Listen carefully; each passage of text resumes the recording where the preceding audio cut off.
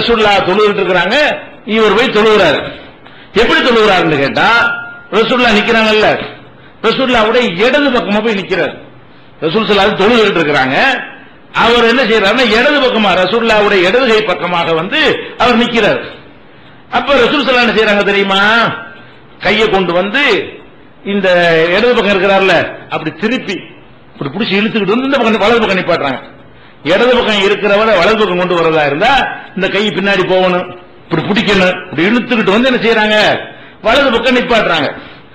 அப்படி சொல்றாரு, ஃபகும்தான் யஸாரிஹி, அவங்களுடைய இடது பக்கமாக நான் போய் நின்றேன். ஃபஜஅலனி அன் யமீனிஹி, என்னை வலது பக்கம் ஆக்கி கொண்டு அவங்க தொழுதாங்க, நான் ஃபாலோ பண்ணி பின்பற்றி தொழுதேன் அப்படிங்கிறாங்க. இது தொழுகிற முறை. ஒரு ஆள் தொழும் போது நம்ம இமாமாக இன்னொருத்தர் போய் சேருவதாக இருந்தால் அவருக்கு வலது பக்கம் நம்ம நிக்கணும், அவருக்கு வலது பக்கம், உங்க வலது பக்கம் இல்ல. இமாம்னு ஒருத்தர் நின்றாருன்னு சொன்னா அவருடைய இடது கை பக்கம் நிக்காம அவருடைய ஒரு ஆள் நிக்கும் போது வலது கை பக்கம் போய் நின்று கொள்ளணும். இவருக்கு அந்த சட்டம் தெரியாம இடது பக்கம் நிக்கிறாரு, அதை இழுத்து கையை பிடிச்சி இழுத்து வலது பக்கம் ஆக்குறாங்க. இதுல ஒன்றி போனா இவர் நின்றது ஏன் தெரியுது, இவர் நின்றது எப்படி தெரியும், அப்படி இறைவன் ஒன்று போய் எல்லா உலகத்தையும் மறந்து அப்படி அல்லாஹ்வுடைய மூழ்கிட்டாங்கன்னு சொன்னா இவர் நின்றது தெரியுமா. சரி, நின்றதான் நின்றாரு, நம்ம முழுசா ஈடுபட்டு முக்காவாசி ஈடுபட்டு இருந்தா கூட புடிச்சு இழுப்பாங்களா, அவர் என்ன நின்று போறான்னு தொழுது இருக்க வேண்டியதானே. தொழுதுகிட்டு இருக்கும் போது கையை பிடிச்சி இழுத்து கொண்டா இந்த பக்கம் நிப்பாட்டுறாங்கன்னு சொன்னா இப்படித்தான் நிக்கிற முறைன்னா எல்லாத்தையும் மனுஷங்கிற கவனிக்கணும். பக்கத்துல யார் நிக்கிறான்னா அதுக்கு கவனம் வரத்தானே செய்யும். நம்ம தொழுகிறோம், ஒரு ஆள் வந்து பிடிக்காத வந்து நிற்பான், இவன் வந்து நிக்கிறான்னு வரும், அது ஒண்ணும் இல்ல வரதான் செய்யும், வருமா இல்ல. சில ஆளுக்கு உங்களுக்கு சண்டைன்னு வச்சுக்கிறீங்களேன், ஒரு வரக்கூடாது சண்டையெல்லாம் மார்க்கத்துல இல்ல. தொழுதும் கரெக்டா ஒட்டிட்டு வந்து நிக்கிறான், உங்களுக்கு என்ன தோணு, இவன் ஏன் நம்ம கிட்ட வந்து நிக்கிறான், இப்படி நினைச்சா தொழுகைக்கு பாதிப்பாண்டான் இல்ல. அந்த அந்த நம்பிக்கை வேணா தப்பா இருக்கலாமே தவிர இப்படியான ஒரு நினைப்பு வர எப்படி வராம இருக்குங்கிற, நீங்க மனுஷன் தானே. சாதாரண நேரத்தில் ஒருத்தர் நின்றானே ஆனால் எப்படி என்ன வருமோ தொழுகையில இருந்தாலும் அப்படித்தானே வரும், எப்படி வராம இருக்கு. அப்ப அந்த மாதிரி ரசூல் ஸல்லல்லாஹு அலைஹி வஸல்லம் அவர்கள் அவங்களுக்கு இப்னு அப்பாஸ் நிக்கிறது தெரியுது, அவர் ராங்கா நிக்கிறது தெரிகிறது, அவர் ரைட்டா நிப்பாட்டுற விஷயமும் சொல்லி தர வேண்டி இருக்கிறது. இவ்வளவு அந்த தொழுகைகள் நடக்குது என்று சொன்னால் அது என்ன செய்தியை சொல்லுது, இவங்க சொல்லக்கூடிய குழப்பத்துக்கெல்லாம் காரணம் ஆன்மீகத்தில் கூட குழம்பாதீங்க. மனிதன் வந்து மனித நிலையை கடந்து ஒருத்தரும் போக முடியாது, எல்லாரும் மனிதனா தான் இருப்பார்கள், அல்லாஹ்வுடைய ரசூல் உள்பட. இது எங்க இருக்குன்னு கேட்டா புகாரியில ஒரு முதல் வால்யூம்லயே இது வந்து எத்தனை இடத்துல வந்து பாருங்க, 1000 ஹதீஸ் முதல் வால்யூம்ல இருக்கு. 117, 138, 183, 697, 698, 699, 726, 728, 859, 992 இவ்வளவு இடத்துல இருக்கு முதல் பாகத்திலேயே. இன்னும் பல இடங்கள்ல இந்த செய்தி என்ன செய்ய திருப்பி திருப்பி பதிவு செய்யப்பட்டிருக்கிறது. அப்ப நம்ம என்ன வழங்குறோம்னு கேட்டா, நபிகள் நாயகம் ஸல்லல்லாஹு அலைஹி வஸல்லம் அவர்கள் இப்படியான ஒரு வழிமுறையை எதையும் கவனிக்காம இரண்டரை மூழ்கி கிடக்கக்கூடிய ஒரு ஆன்மீகத்தை நமக்கு சொல்லித் தரல. அது போலி ஆன்மீகம். அப்படி ஒரு ஆன்மீகம் உலகத்தில் இருக்க முடியவே முடியாது. அதை விட நம்ம ஒரு தொழுது கொண்டிருக்கிறோம், முன்னாடி ஒரு தடுப்பு வச்சுக்கணும். தொழுகிறதா இருந்தா யாரும் நம்மளை கடந்து செல்லக்கூடாது என்ற இடத்தில் தொழுதால், நம்ம பாட்டு காட்டில் தொழுவோம்னா பிரச்சனை இல்லை, யார் குறுக்க போற பஞ்சாயத்து வராது. நம்ம பாட்டு வீட்டில் செவத்துக்கு நேரம் தொழுதா பஞ்சாயத்து, யார் குறுக்க போற பஞ்சாயத்து வராது. ஒரு விசாலமான இடத்துல தொழுமா என்ன செய்யும், பலரும் போகவும் வர இருப்பார்களே. ஆனால் அப்ப நம்ம முன்னாடி சஜிதா செய்யறோம் இல்லையா, அந்த இடத்துக்கு மார்க் பண்ணி ஒரு பொருளை வச்சுக்கிறணும். ஒரு தலானியை வச்சுக்கலாம், ஒரு சேரை வச்சுக்கலாம், ஒரு கைக்குட்டையாவது முன்னாடி என்ன செய்யணும் வைத்துக் கொள்ள வேண்டும். அப்படி வச்ச பிறகு யாராவது கடந்து போனா குறுக்க போனது ஆகாது. அவர் தடுப்பு போட்டார்ல, இது வரைக்கும் நான் இல்ல சஜிதா செய்யறது, நான் இந்த இடத்துல செய்ய போறேன், இது வரைக்கும் ஏன் இல்லைன்னு ஒரு வகுத்துக்கிட்டாருன்னு சொன்னா அதை தாண்டி ஒருத்தர் போனா குறுக்க போன குற்றம் வராது. இப்படி வைத்துக் கொள்ள வேண்டும். அது அடுத்தவங்க கடந்து செல்லக்கூடிய நிலையா இருந்தால் செய்ய வேண்டும். இப்படி சைதா செய்யற இந்த இடத்துல நான் சைதா செய்ய போறேன், கிப்லா அங்கிட்டு தான் இருக்குது, புரியுறதா சொல்றேன், தொழுதுகிட்டு இருக்கிறேன், இந்த இடத்துல சைதா செய்ய போறேன். இந்த இடம் எனக்கு சொந்தம். இப்ப தொழுது முடிக்கிற வரைக்கும் நான் நிக்கிற இடத்துல இருந்து நெத்திய வைக்கிற இடம் வரைக்கும் யாருக்கு சொந்தம், தற்காலிகமா எனக்கு சொந்தம், எனக்கு அல்லாஹ்வுக்கு உள்ள உறவு. இதுக்குள்ள ஒருத்தன் குறுக்க வர்றான். இப்ப அது தாண்டி போனா பிரச்சனை இல்லை, நம்ம வாட்டு சும்மா இருந்துக்கிற வேண்டியதான். ஏன்னா நம்ம எல்லைக்குள்ள வரல. அப்படி தாண்டி போனா ரசூலுல்லாஹ் சொல்றாங்க, நீங்கள் முன்னாடி ஒரு தடுப்பை வைத்து தொழும் பொழுது தடுப்பு வைக்காம தொழுது குறுக்க போனா தடுக்க கூடாது. உங்களுக்கு ரைட் இல்லை, நீங்க செய்ய வேண்டிய கடமை ஒழுங்கா செய்யல, தடுப்பை வச்சுட்டீங்க. இந்த சைதாச்சேரி இடத்துல என்ன செய்யுங்க, ஒரு செல்போனையாவது போட்டு வச்சுட்டீங்க, ஏதாவது ஒரு பொருள் அதை போட்டு வச்சுட்டோம்னு சொன்னா அதுக்கு கடந்துகிட்டு ஒருத்தன் போனா நம்ம தடுக்கவும் இயலாது, கையை நீட்டவும் இயலாது, தடுக்க முடியாது. அதுக்கு உள்ளது ஒருத்தன் வந்தான்னு சொன்னா ரசூலுல்லாஹ் சொல்றாங்க அவனை தடுங்க, செய்தான். ரசூலுல்லாஹ் எப்படி சொல்றாங்க, அதாவது ஒரு தொழுது கொண்டு இருக்கும் பொழுது நடுவுல குறுக்க ஒருத்தர் வந்தாரையானால் அவர் தடுக்கட்டும். அபா தடுத்து வந்தான்னு சொன்னா காத்து போய் அடிய விடு, காத்திலு அவன் அடிங்க. ஏன்னா இன்னமாக செய்தான் இப்படி கையை காட்டுறோம் திண்டுக்கணும் தள்ளாம வைங்க, ஓங்கி தள்ளி விட்டுற தொழுது இருக்கும் போது ரசூலுல்லாஹ் சொல்லி தர்றாங்க, தொழுதுக்கு போய் தட்டி விடு, அவன் குறுக்க வர்றான். நீ ஒரு எல்லையை வகுத்துக்கிட்ட இது வரைக்கும் தொழுவ போறேன்னு சொல்ற, அதுக்குள்ள என் பூந்துட்டு வர்றான், வெயிட் பண்ண வேண்டியதானே அல்லது கடந்து போக வேண்டியதானே? இந்த தடுப்புக்கு அப்பால போகலாமா இல்லையா? அதுக்குள்ள வந்து நுழைஞ்ச உனக்கும் தடுப்புக்கு நடுவுல வந்தான்னு சொன்னா முதல்ல கையை நீட்டு தடு. இப்ப நான் என்ன சொல்றேன், ஒரு ஈடுபாடா ஒருத்தன் எந்த பலம் செய்யலுமா? இரண்டரை கலந்துட்டா எவன் போன நமக்கு என்ன தெரிய போகுது, அப்படி இருக்க இயலுமா? அதெல்லாம் கவனிங்கிறாங்க.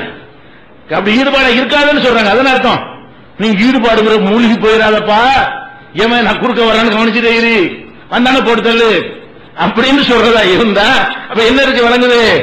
இது வந்து இப்படி ஒரு கான்செப்ட் இல்லை இஸ்லாத்துல, அப்படி சொல்றாங்க. இது புகாரில 509வது ஹதீஸில் இருக்கிறது. அப்ப தொழுது கொண்டிருக்கும் பொழுது குறுக்க வர்றவரை தடுங்கன்னு சொன்னா என்ன அர்த்தம்?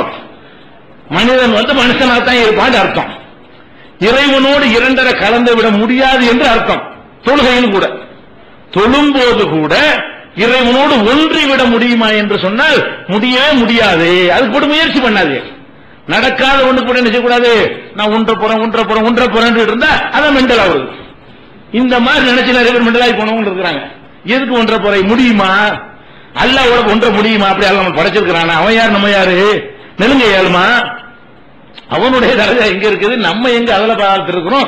அவனோட போய் இப்படி ஒன்றுவதுங்கிறான் முடியாது. அவன் நம்மளை என்ன மாதிரி பலவீனத்தில் படைச்சிருக்கான், அப்படி ஜெயிக்க முடியுமா? அதுவும் முடியாது. முடியாதுன்னு போட்டு முயற்சி பண்றேன்னு போய் சிலவெல்லாம் பண்ணுவாங்க. தக்பீர் கட்டுவான், அல்லாஹ் அக்பர் வரலையா, அந்த என்ன வரலையா, 25 தடவைக்கு இப்ப காயல் பண்றது கூத்து நிறைய பார்க்கணும். காயல் பண்றதுல பாத்தீங்கன்னா எவனை சொல்லி கொடுத்துருப்பான் போல இருக்கு. அந்த அல்லாஹ் அக்பர்ங்கிறவன் அந்த ஆவுக்கு இருக்கு நடுவுல அந்த நியத்து வந்துடணுமா?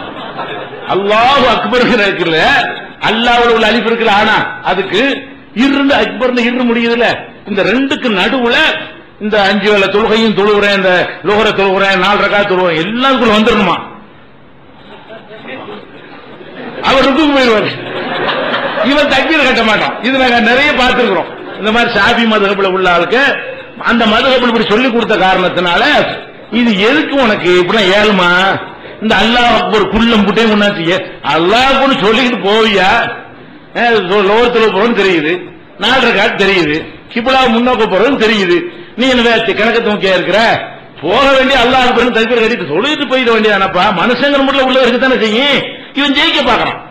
மனிதன்ட்ட என்ன இருக்குமோ எது மாறாதோ அதை ஜெயிக்கணும் போனா எப்படி உனக்கு முடியும்? நாசமா தான் போறது.